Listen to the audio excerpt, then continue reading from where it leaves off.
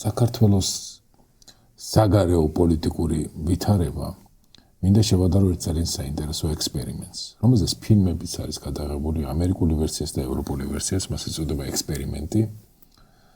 სიმბარდოს და სარნოფის ექსპერიმენტი. დამწყდეულები, პატიმრები და ზედამხედველობის. ანუ პირობა ამ ექსპერიმენტის იყო როლების შესრულება პატიმრების და ზედამხედველების და თუკი თქვენი ურთიერთობები შევა რაღაცა კრიზისში, მაშინ აინთება წითელი შუქი და ექსპერიმენტი შეწყდება. მაგრამ იმის მიუხედავად, როცა პირველი პრეცედენტი მოხდა ძალადობის და ყველა მოსაყვედურა რომ რატომ გააკეთეს, იმიტომ რომ ნაზღაურებადია ეს ექსპერიმენტი და ასე ადრე რატო წყდება, არ აინთო.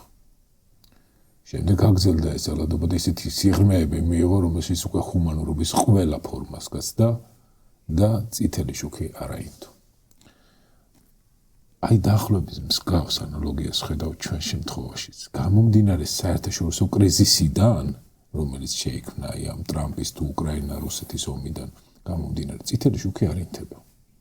თავის დროზე არ ინთება, მაგრამ მორალი ამ ფილმის და ამ ექსპერიმენტის ის არის, რომ ბოლოს აინთო მაინც. ალბათ ბოლოს აქაც აინთება. როდის იქნება ეს ბოლო? მაგრამ ეს ბოლო როდის იქნება და იქ თითქმის ერთმანეთი დაჭამდა, შეიძლება მკვლელობამდეც მისულიყო საქმე. აქამდე თუ მივიდა ჩვენი საქმე ძალიან ცუდად არის.